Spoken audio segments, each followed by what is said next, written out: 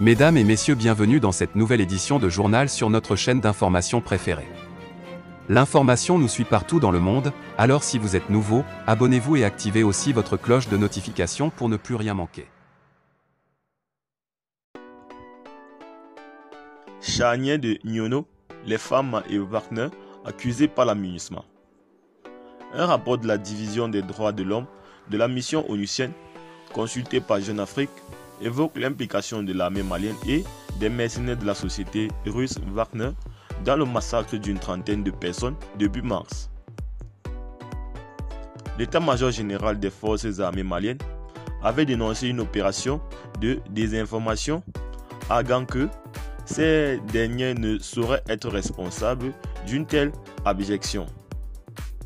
Pourtant, à en croire un rapport de la MINUSMA que Jeune Afrique a pu consulter, la responsabilité de l'armée malienne ainsi que celle des mercenaires de Wagner serait bien engagée dans le charnier découvert début mars dans le cercle de Nyono.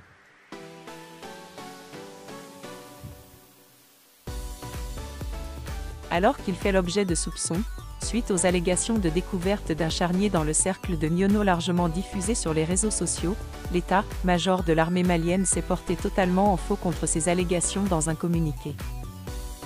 Une vidéo et un audio montés de toutes pièces circulent sur les réseaux sociaux depuis le jeudi 3 mars 2022, faisant état d'une exécution sommaire collective par des forces armées maliennes sur les populations civiles dans le secteur de Diabali dans la nuit du 1er au 2 mars 2022. C'est en ces termes que l'état-major général des armées maliennes a qualifié les images du charnier découvert dans le cercle de Nyono, des images largement diffusées sur les médias sociaux et dont on fait endosser la responsabilité à l'armée.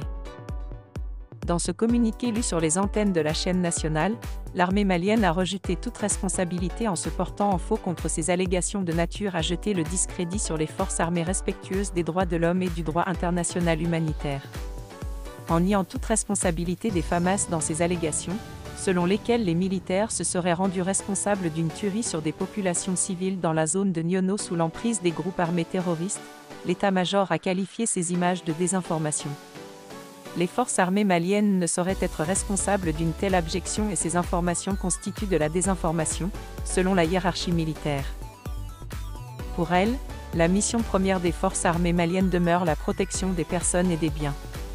Cet acte ne constitue, en aucune manière, le mode opératoire de nos forces, se défend le chef d'état-major général de l'armée dans ce communiqué, qui annonce par ailleurs qu'une enquête est déjà ouverte pour situer les responsabilités et identifier le lieu du crime. La question de la découverte de ce charnier est également évoquée par la mission des Nations Unies au Mali qui pourrait, selon certaines sources, ouvrir une enquête. Les images horribles partagées sur les médias sociaux montrent les corps des dizaines de personnes calcinées avec les mains liées dans le dos.